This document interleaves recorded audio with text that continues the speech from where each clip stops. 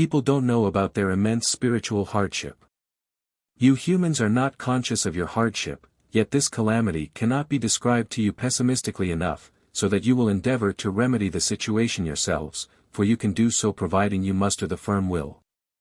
But first you have to recognize this adversity yourselves. You ought to know that you have reached the end of an eternally long process of development through the earthly creation, that you had to suffer indescribable torments during this time and that you now, as a human being, are able to end this state of torment and enter the spiritual kingdom as a free being of light.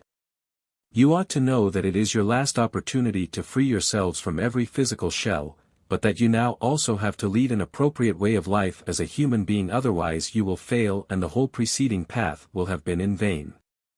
You ought to know that you, in that case, will fall back into the deepest abyss again and have to cover the path through the creations in appalling agony once more, constrained in matter. You humans live your lives irresponsibly. It does not occur to you that you are on earth for a purpose. You do not concern yourselves in any way with such thoughts and don't recognize a spiritual reason for your existence. You do not look for a God and Creator, from whom the creation as well as you yourselves originated. You live indifferently and, most importantly, you live without love. Only love can take you to the final state of perfection. Only love guarantees that blissful fate in eternity, since you only need love to attain the last goal, the final release from matter. For although you will enter the kingdom of the beyond after your physical death, you will nevertheless not be able to detach yourselves from earth, and then you can still descend further and get banished into matter again. But you can also be caught unawares by the end while you are still on earth, and then you will return to the abyss without fail, from where you had worked your way up already. And you will have to bear this awful fate once more, for I cannot digress from the law of eternal order, even though my love belongs to you and will never ever abandon you.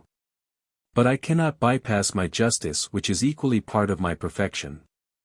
Time and again I call to you, take stock of yourselves. You are traveling the last short stretch of the path. Don't take the wrong path which will inevitably lead to the abyss, but join me and cover your earthly path holding on to my hand. Consider the possible cause and purpose for your earthly existence, and truly, I will illuminate you in this respect because I want you to follow the path to your Father's house, because I long for your return to me and would like to spare you the terrible fate of a new banishment. Realize the fact that you are in tremendous spiritual danger and try to change it, for it is entirely due to your will to fulfill the task that you were allowed to embody yourselves as human beings. But you have to liberate yourselves from worldly longings. You should not look at your earthly life as an end in itself but always recognize it as the means to an end. And it will be possible for you to live an expedient way of life if only you endeavor to live a life of love.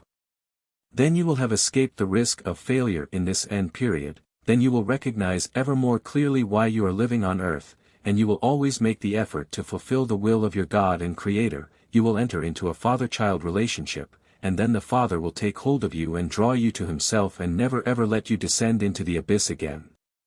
Listen to my admonitions and warnings, change your way of life, and try to conclude the infinitely long earthly path in order to enter the kingdom of light and bliss after your physical death. And if you muster this determination, then you will also truly receive the strength to do so, for I will help you until the end so that you will attain life and not fall prey to death again. Amen.